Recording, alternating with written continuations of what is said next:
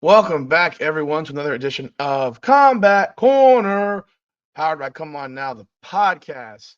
I'm your host, Rudy Rodriguez Shoma, and I have a special treat for you all today. As you know, I was at the BKFC event last week, BKFC on Zone 3 in Hollywood at the Hard Rock, and I got one of the winners from that night in what I thought was the fight of the night. I mean, that was an absolute slobber knocker that they had out there. I have the undefeated 4-0 Edgar, the Dream Killer, Plazaola. Welcome aboard, Edgar. Man, thank you so much for being on with me today. Didn't get a chance to talk to you after the fight, but your fight was one of the best fights of the night, without a doubt, in my opinion. I mean, you and Alex had a, whew, Alex Castro had a monster. I mean, you had a fight, man. Talk about that fight, man. Yeah, man. Well, first of all, thank you so much for having me. And yeah, I didn't have the chance to do that many interviews because I had to like right after my fight corner my teammate that was fighting in Yeah. the co-main event, Christine Vicente. And by the time that we ended up, coming out, I guess like we were already leaving.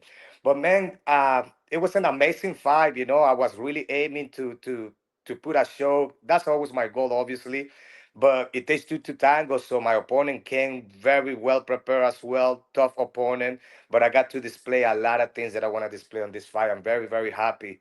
Um, I got to, like overcome a little bit of pressure, but we're always ready for that. But in general, I'm very happy with the game plan that I established, and most important, with the beautiful KO finish that I got at the in the fourth round. I mean, talk about that finish, because you knocked him down, I think 5 times, 4 or 5 times.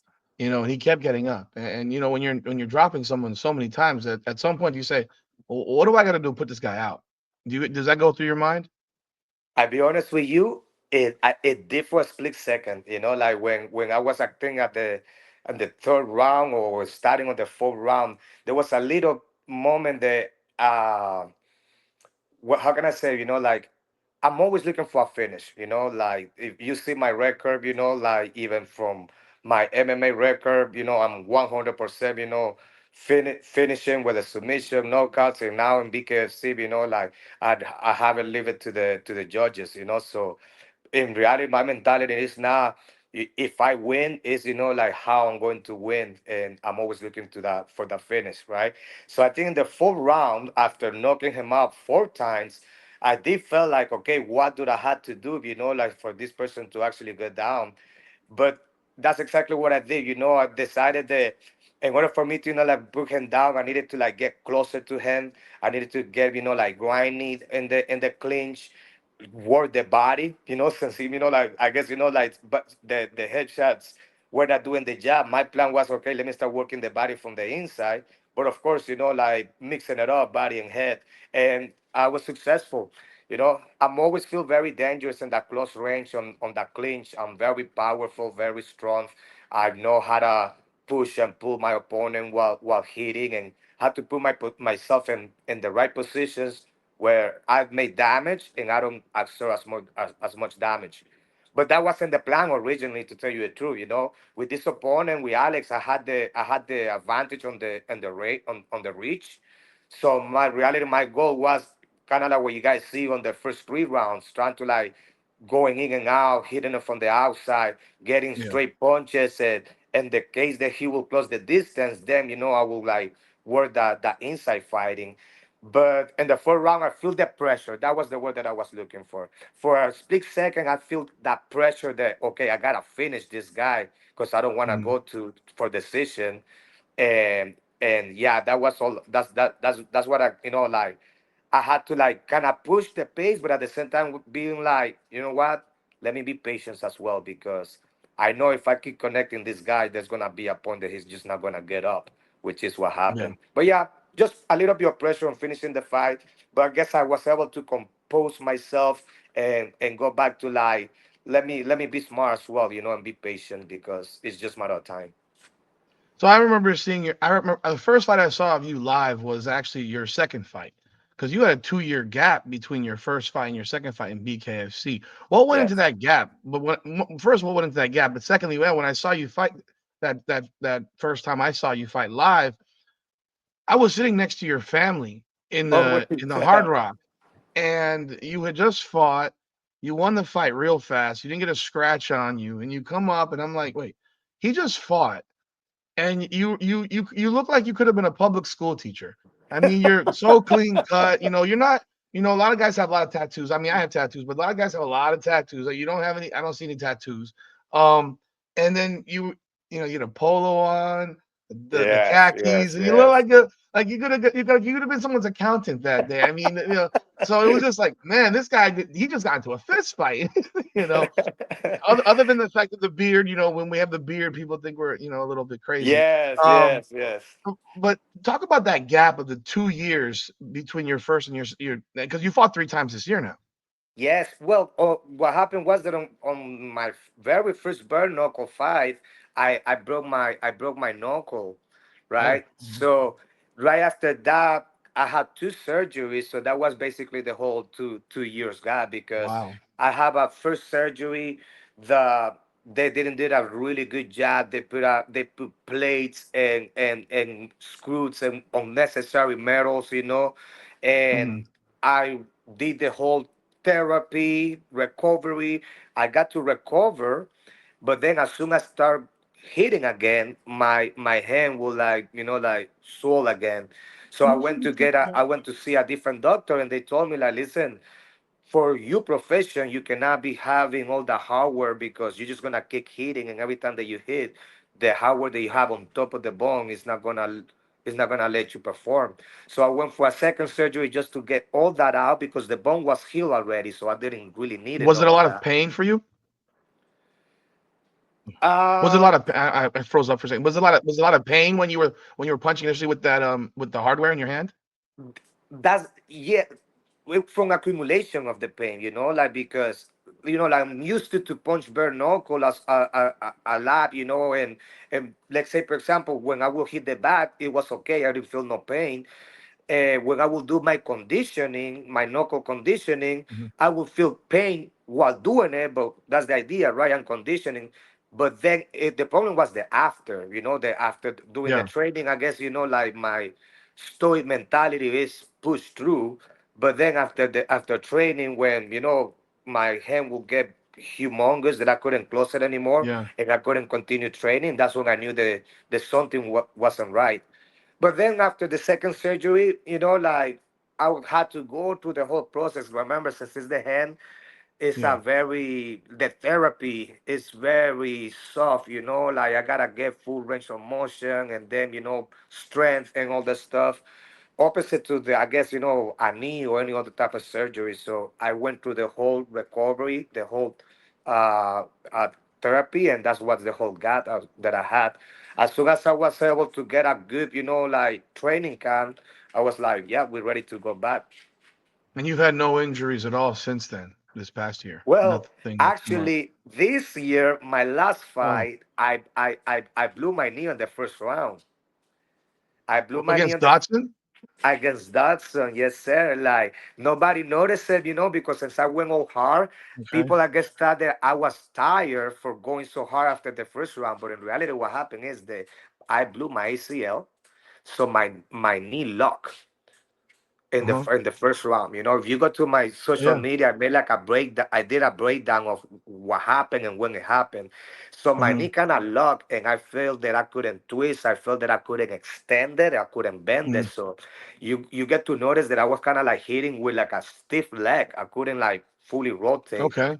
and that happened in the middle of the first round.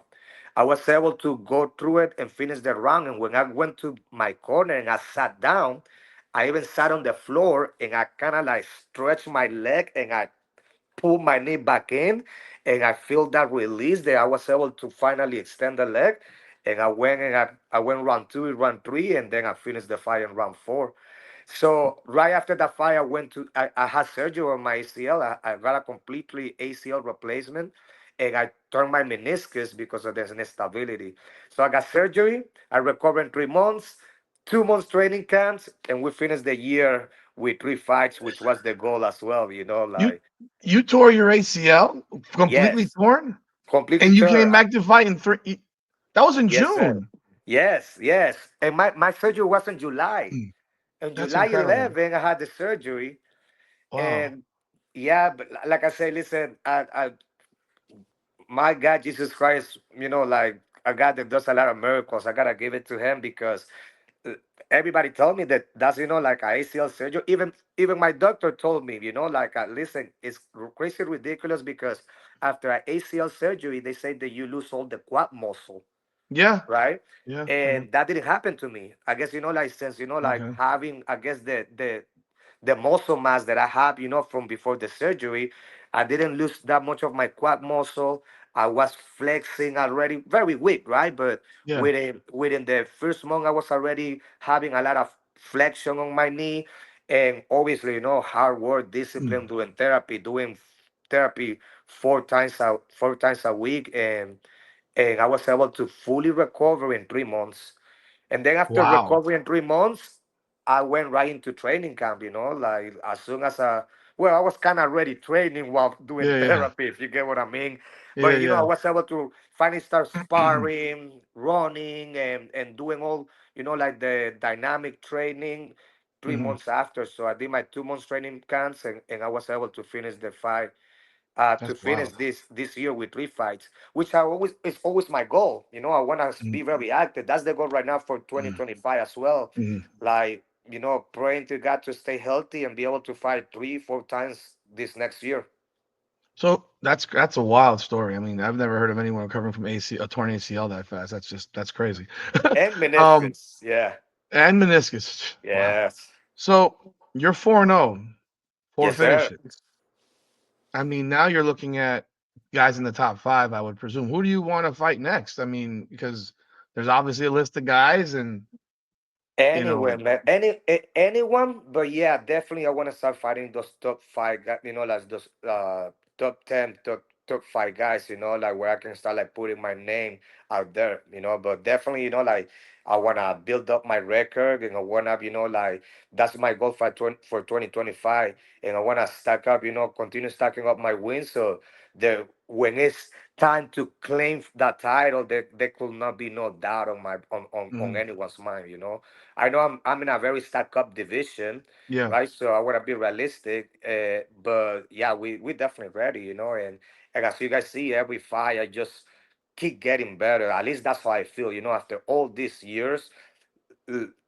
Every fight, I improve more and more and more, and man, I'm just excited to continue improving, especially being very very healthy. With my hands, my legs, like stronger. So definitely. So you were But born in anyone, Nicaragua. man, anyone, listen. Anyone? I'd be honest with you. I don't look up too much into the competition until it's time to study them, right? Because the way Mhm, that I see it, and that's the mentality that I always want to keep up is in my mind. I'm already the champion. So once you're the champion, you should be ready to face anyone on your division. So that's mhm. where I'm at. I'm ready to face anyone on my division. I just want the like good fights, like that we can put a good show, and once again that it can stack me up and rank me up as well. When you're on a fight card, actually, I was gonna ask you something else, but when you're on a fight card like the one that we had just last week, what are your and you see that I mean, was it 10 of the 11 fights ended up in stoppages, and the one that went to decision, I don't know how it did. I mean, Ricci had, I mean, he landed some Oh big bombs yes, in the yes, early in that yes. fight. I don't know how Lakazi got through that fight. I mean, it was remarkable. But you have 10 knockouts in a card. You have some monster fights. I mean, every fight was great. When you're a part of a card like that, do you feel like this is something that can be looked at as historic, or something that people are never going to forget because it was like one after the other, and I'm sure you felt after your fight that you had the fight of the night, and then you have your teammate fight Faria, and I mean the picture of her face after that fight was I mean, my God, that was it Yeah, was like you look at it, you that was that a that battle. fight, they had a battle and they really, really fought. And um, when you're a part of something like that, do you look at it as something special for the BKFC? Absolutely. I see it as Mm, something special, and I see it as something that I feel proud about it, you know. And I also see it as something that, like I guess we're doing a very good job because, I can really tell if it was everyone, but I mean that car was full of like local Florida fighters, and yeah. it's always good, like to be able to show the fans, the supporters, BKFC, the BKFC promotion that every time that they come down here to their second home, to Hollywood, Florida. To spec that, to spec cars like this, stack up with fighters that are always fighting their butt out, like me, Mhm, always looking for the finish, always willing to risk it a little bit so we can put a show, like not just win, but win in a fashion way. That's always my goal. And I feel, mhm. like all the local fighters that we were in that car, like is the same mentality, I guess it's like a Miami thing, it's a Florida thing that we like to be showmen, we like to put a show as well, Yeah, not just like not just fight. for sure, for sure. I mean, I'm born and raised in Miami. I live in Pompano Beach now, but you're born in Nicaragua. When did you come over from Nicaragua to the U.S.? I was 17 years old, so Okay. I've been more than half of my life here in Miami, like, so I definitely consider myself a local, But yeah, I was born in Nicaragua and I came here when I was 17 years old, and like this is where like where my roots are and where they have been. Well, talking about, your background, I mean, you fought in MMA for 4 fights, 4-0, 4 stoppages. You have multiple submissions. You fought at Fight Time. I was involved in Fight Time years ago as well, and I probably saw you fight, just didn't know it at the time, or didn't remember. But what brought you from MMA to bare knuckle? Because I mean, you're 4-0 in a good regional promotion. You're winning by submissions. You obviously can throw hands. How did you end up going? I mean, because it was like a 6-year gap from It was, MMA to yes. BKFC. So how did that transition come and why? Well, like I always say, it was preparation meeting opportunity, Mm, because yeah, it was a 6 years inactive from competing, but always active with the sport. I'm mm, a black belt under Marcos Avalan. I have always been I've been training and coaching at the Freestyle Fighting Academy. So I'm always, like constantly training, always in shape. That was always my thing. I'll be honest with you, the reason I guess like why I stopped my MMA career is like I guess like a lot of fighters I started realizing, especially like, well, it was 6 years gap, but I think that was like over 10 years or 8 years. That was my last MMA fight. yeah, And yeah, the yeah. reality, well, to get to the point, it was the money. In Okay. reality, it was the money. Like at that point, each fight always get harder. You need to dedicate more time, money, preparation. At the same time, I was what, like 29 years old, and I started having my family. My family started growing. I started having my kids. So you know what I mean. I started Yeah. like balancing, like, okay, like this is something that I feel that this is my call. I'm talented. I know that I can be the next world champion. But as of right now, like other adventures are making and producing me more money which is kind of like what my priority is at that point, starting a new family. So yeah, it was mainly that. It was never like a really good opportunity came out. I understood that I needed to continue fighting more locally, if I want Yeah. to make some noise to go to the UFC. But at that point I was like, you know what, I need to like take care of my family. That being Okay. said, my coaches, training partners, friends, they always saw me. The fire was always there. I never say I was retired, I was just Yeah. waiting for the right opportunity, which in my mind always was gonna be MMA. Yeah. And so I was always active, always in shape, always being the harder worker in the room. And I guess that was always noticeable for my coaches. And and one of our former students from my gym, Aldo Spinoza, which is now my good friend and manager, uh, he noticed that as well, and he was kind of like the person that kind of linked me in with BKFC. He saw how talented I was. He believed in me. He believed that I'm the best fighter in the world, and he told me like, "Hey, listen, Edgar, I think that you know, if I can represent you, we can get a good deal with BKFC that is gonna be worth it for you to actually, get back into competition, into competing professionally." And we talk about it. It happens, and we came up, like to had the opportunity to make it worth it. Yeah. Beside that, now my kids are a little bigger. I have my business already going on as well. So I guess everything's coming into the right place for me to do that. Now that being said, like I say, everything that is running well and with this beautiful opportunity, now I'm ready to definitely, like continue my career. I feel that as a fighter, I I haven't received any damage. I'm Yeah. 36. I'm 36 years old. I'm basically a veteran in the sport, but I never been knocked down. I never been knocked out. Like I had never lost. I'm on the field Yeah. as an amateur on MMA now. So I feel that I still have a lot, if you get what I mean. I Yeah. still Yeah. have a lot to give. And I think the BKFC is the perfect sport for that. I think it's Mhm. everything lined up for me. Like, this is my sport now. Yeah. Yeah. Yeah. Bare knuckle. So you met you. I mean, you have your weight class. I mean, it's loaded. It's a loaded weight class. I mean, you Yes, have absolutely. you fought down here a bunch of times. When you see what with the addition of with Conor McGregor now coming into the fold, obviously things have been changing and for the better for you guys. And then you had Spain. Now you have Dubai. I just saw Italy. Italy, I mean, yes. and now David Feldman announced his $25 million tournament. He hasn't released all the details yet, but are you asking to get on? I mean, because you fought down here, are you asking for I want to go fight in Dubai type of thing at this point?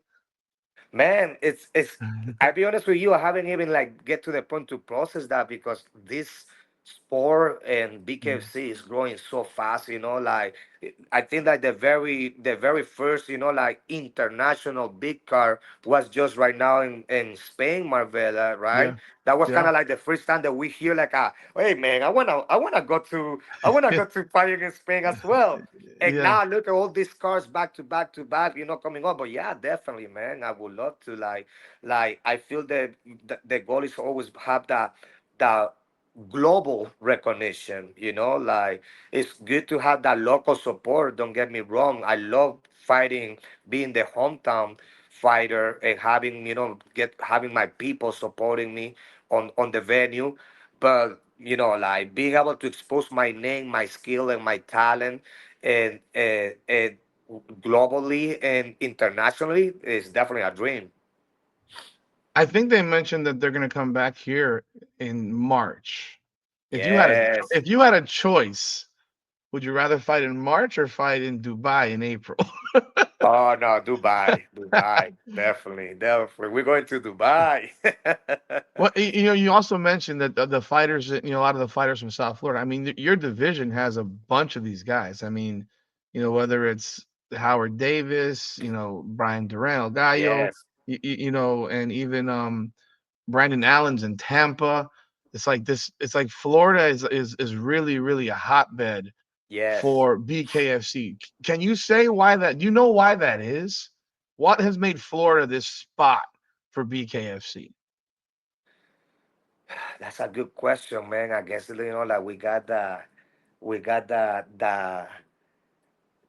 got those roots, from Uh-huh. Kimbo Slice, like doing those bare knuckle broughs Yeah, back in the backyards, and I guess yeah, that's kind of like a something that we can connect to it, mhm, and yeah. like for example, my coach, my mentor, Marcos Avaland, like he was one of the pioneers actually training for bare knuckle, training Kimbo Slice. Oh He was wow. he trained Masvidal when when Okay. he used to do those backyard fights. So Yeah. you know, like he knows his stuff about the type of fight that we do, right? Yes. Yes. And I mean, I guess it's that, like we had that, like there is something that it comes natural for us. And of course, we hungry, man. We definitely hungry, and like I said, we very proudful. We have a lot of pride, and we definitely want to put, like Florida, Miami, Dade County in the map, especially when, on combat sport. This would be my final question. I know you got a lot of stuff going, and you probably have still family stuff with the holidays and all that stuff. And I appreciate your time. Looking at that fight, that you said you cornered your teammate.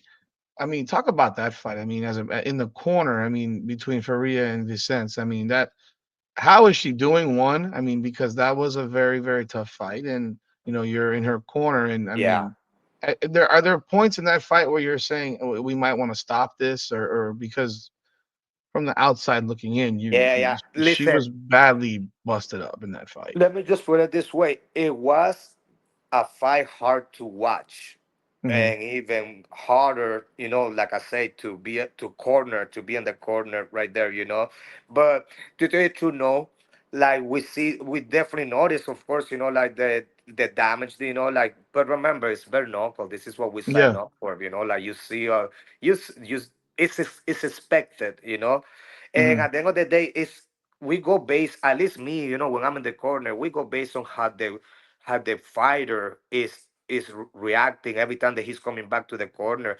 Does the Yeah. fighter really want to be there, or not, And there was not a single second the Christine Vicente didn't want to be in the fight, So we definitely Mhm. no, we didn't think about for any second, like I stopping it. Like we noticed that she was getting damaged compared to the damage that she was doing. She was overpowered, basically, definitely, like on that fight. But we know her, she's a warrior. Look at the show that she put for everyone. I think, like that, regardless of the result, she definitely won everyone's heart, because to see a woman putting that heart in a fight, is something special, like you have to be a different breed, like it is La Abusadora. No, and I mean, and she took your bonus. Yes, absolutely. And she's doing well, by the way. She's doing well, That's good. like as I stay in constant communication with her. She's trying to like rest off her body, obviously, like trying to bring inflammation down. But there's no, like, her eye was There's no really bad. damage. And there's no, yeah, exactly. There's no major Okay. damage, like I think like a nose small fracture or something that to be fixed up and stuff. And the most important, in good spirit, in Okay. good spirit, because she knows that she fight her butt up, like regardless of the result. Ferreira was the better fighter that night, but she Mhm. definitely, like Christy put her heart out there, and do the best she could from belt to belt. No, And for sure. she didn't I quit, like she didn't quit, like a lot. Think about it, a lot of male fighters, yeah, they get hit like that 2 times, and they're already bringing their head down, totaling for the referee to save them. Christy, the doctor, has to like get her out of there, because if not, she was gonna finish the fight. Although she was gonna go all the 5 rounds on that fight. because yeah, I asked Faria after the fight. I was like, same question I asked you just now about your fight, where you've dropped somebody multiple times and you're beating them. You're clearly winning the fight, and you ask yourself, what do I gotta do? And like she gave her lots of credit for how tough she was. She was so tough. And we're sitting here. I mean, we're in the stands, and you're sitting there at the corner, and you're like, you know, she is going. This is a war going on right here. And I mean, my biggest concern when I watch and I see someone's eye completely shut or almost completely shut is, did they break their orbital bone? Because then you need reconstructive surgery for stuff like that. But I'm glad to hear that she's in good spirits. Will she be fighting again? Yeah, most Yeah. definitely. Okay. I mean, this is what I think. It's not like, right now, I don't like to be asking about her Yeah. plans. Yeah. Like she definitely need to like heal up, rest up. Don't forget, like, training camps, it's not just physical, it's very mentally as well, Yep. especially like for her and for me, we have business, family and stuff to run. So it becomes very mentally exhausting. So I'm as a fighter for, like if I will Mhm. be on her shoes, I'm pretty sure that right now the last thing that I will be thinking is, my plans for what is Mhm. next. So yeah, I'm letting her rest, like to see what's the plan, but definitely, like for how I see her and the spirit and the good spirit that she is, absolutely, she knows that she has a purpose, she has a talent, and most important after that fight, I think that she won so many people's heart and respect, as a For sure. fighter that it will be disappointing not seeing her again. Yeah. So give me a date when you want to fight again. Tell the As world soon as when you want to fight. as soon as possible, March, April, Preferably April though. Preferably huh? April over. Yes, Prefer April over absolutely. March because you want to go to Dubai. Absolutely, yes. We Yeah. gotta go. We gotta make it international. But yeah, so I want to stay active this whole year. Mm, Same thing. If I'm healthy, I'm fighting. This mm, is well, as you see, like 2 years sitting down because of injuries. 6 years. Right now, it's no time for me to be sitting out. So if I'm mm, healthy, you better believe me that you guys gonna be seeing a lot of the Dream Killer, a lot of mm. finishes, and a lot of action fights. Because you guys know I'm going there to fight. Where's the Dream Killer name come from though? Before we go. As my teammates, like my Uh, teammates, like they were like picking their name for me. It's funny because I got it. It's kind of like a something that my nickname manifests. mm, Like the purpose because it was just something randomly. The one of my teammates were trying a name for me, this like you mentioned earlier, right? The look, since like I have my bald head and I got my yeah. beard, and that when I'm like you say, yeah, like I'm nice and everything, because I know how to balance things off. I'm always with a smile. I like to be approachable because when I'm training and when I'm fighting, I look very very violent. And so when you see me at the gym hitting the Yeah. bag or hitting the mitts, and I'm focused, I'm visualizing fighting, so I'm very aggressive, very so I look like a killer, I guess, right? So they were like trying to like, man, like you like a nightmare, like you like a people's nightmare, you like a drink, like you kill drink, you a drink killer, and they put me the drink killer. But that being said, now, which I was saying, like in another interview, I looking back is now when people ask me why is your name the drink killer, because definitely every single time I wish the best to all my opponents. Don't get me wrong, but every single time that I fight someone, it's like their career completely changed. Whether they retire, whether they start getting into like a losing streak. So that's why like I killed their dreams. I'm the dream killer. Damn. You are, but you're making dreams for yourself come true at the same time. You're a dream maker Absolutely. now. But I'm a dream maker. That's right. I greatly appreciate this, Edgard. Thank you so much for jumping on with me today. I wish you the best. It was an awesome fight again that I saw last week. Enjoyed every moment of it. Congratulations on the win. Enjoy the new year. But again, thank you so much for jumping on with us today. I greatly appreciate you, and we'll definitely be talking soon again. Okay? Absolutely. Thank you so much for Thank having you, me man. once again. Thank you for the support, guys, Oh, and keep tuning for, in. let everyone know where to find you, whether it's social Yeah, man, you guys media, can find potential me. sponsors, etc. Absolutely. You guys can find me on social media, like you can follow me on Instagram, Facebook at the Dream Kill, the number 3R. So Dream Killer, but with a 3 at the end instead of the E. And on all social media, you can find me right there. You can find me on YouTube as well. Shout outs, like definitely to my sponsors, El Toro Loco Churrasqueria, El Toro Loco MMA, my coaches, Marco Savalan at the Freestyle Fighting Academy, Jorge Rubio, my boxing coach, Strength Through Christ, I really love their messages as well. And thank you to everyone. But most important, thank you to the fans, for the kind message, for the good wishes. Happy New Year's, everyone. Happy holidays. And let's kill it in 2025. Yes, sir. I will have this all tagged in the description so you can reach out if you guys want to sponsor Edgard. Also, follow him on social media. Again, thank you so much. I greatly appreciate you, man. All the best, and we'll be talking soon. All right, man. Thank you, guys. Take it easy, man. Take care, All my righty. brother. All right. Take care.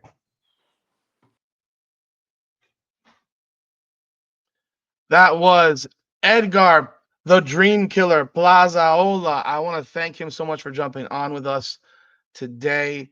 Um, Again, he's 4-0, 4 stoppages. Only big things coming for him. I mean, he has fighters that are ahead of him in the featherweight division. He has a lot of potential contenders for his next fight. And I have a feeling he will be fighting someone probably in that top 6 or 7, because 4-0. He wants to fight 3 times in 2025 as well. So again, thank you, Edgar. I appreciate you. God bless. Again, this is Combat Corner, powered by Come On Now, the podcast.